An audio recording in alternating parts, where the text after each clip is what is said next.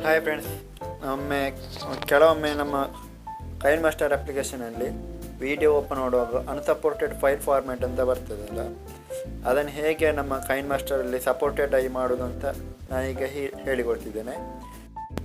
First ನಾವು ಕೈನ್ಮಾಸ್ಟರ್ ಅಪ್ಲಿಕೇಶನನ್ನು open ಮಾಡಿ, ಎಂಟಿ project ಮೇಲೆ ಕ್ಲಿಕ್ ಮಾಡಿ, ಮೀಡಿಯಾ ಮೇಲೆ ಕ್ಲಿಕ್ ಮಾಡಿ. ಇದಾದಮೇಲೆ ನಿಮ್ಮ ಅನ್ಸಪೋರ್ಟೆಡ್ ವಿಡಿಯೋ ಮೇಲೆ ಕ್ಲಿಕ್ ಮಾಡಿ. ಅದೀಗ ನಿಮಗೆ ತೋರಿಸಲಿಕ್ಕೆ ಬೇಕಾದ ಒಂದು ವಿಡಿಯೋ ಮೇಲೆ ಕ್ಲಿಕ್ ಮಾಡ್ತೇನೆ.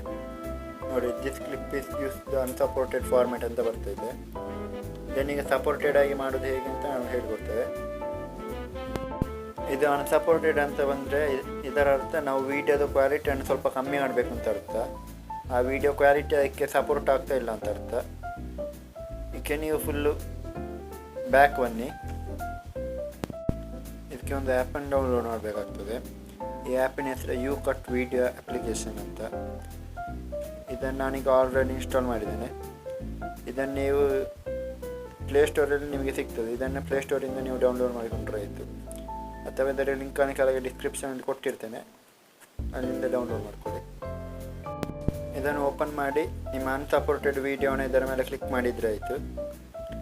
ಅನ್ಸಪೋರ್ಟ್ ವಿಡಿಯೋವನ್ನು ಸೆಲೆಕ್ಟ್ ಮಾಡಿಕೊಳ್ಳಿ. ಅನ್ಸಪೋರ್ಟೆಡ್ ವಿಡಿಯೋ ಸೆಲೆಕ್ಟ್ ಆದಮೇಲೆ ರೈಟ್ ಮಾರ್ಕ್ ಮೇಲೆ ಕ್ಲಿಕ್ ಮಾಡಿ.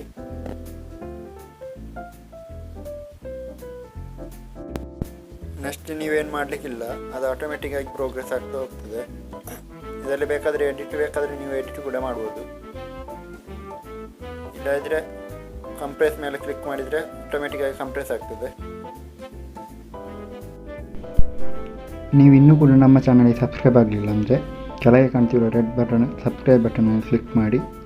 ಹಾಗೆ ಪಕ್ಕದಲ್ಲಿರುವ ಬೆಲ್ ಐಕಾನ್ ಕೂಡ ಕ್ಲಿಕ್ ಮಾಡಿ. ಇದರಿಂದ ನಾವು ಅಪ್ಲೋಡ್ ಮಾಡೋ ಪ್ರತಿಯೊಂದು ವಿಡಿಯೋಗಳು ನಿಮಗೆ ನೋಟಿಫಿಕೇಷನ್ ಆಗಿ ಬರ್ತದೆ. ಇದು 100% ಕಂಪ್ರೆಸ್ ಆದಮೇಲೆ ಈ ಥರ ನಿಮಗೆ ಕಾಣಲಿಕ್ಕೆ ಸಿಗ್ತದೆ. ಇದೇ ನಿಮ್ಮ ವಿಡಿಯೋನ ಕಂಪ್ರೆಸ್ ಮಾಡಿ ಕೊಡ್ತದೆ. ಈಗ ಸೇವ್ ಮಾಡಿದರೆ ಅದು ಕಂಪ್ರೆಸ್ ಆಗಿ ನಿಮಗೆ ಸಿಗ್ತದೆ. ವಿಡಿಯೋ ಲೋ ಕ್ವಾಲಿಟಿಯಲ್ಲಿ ಸಿಗ್ತದೆ.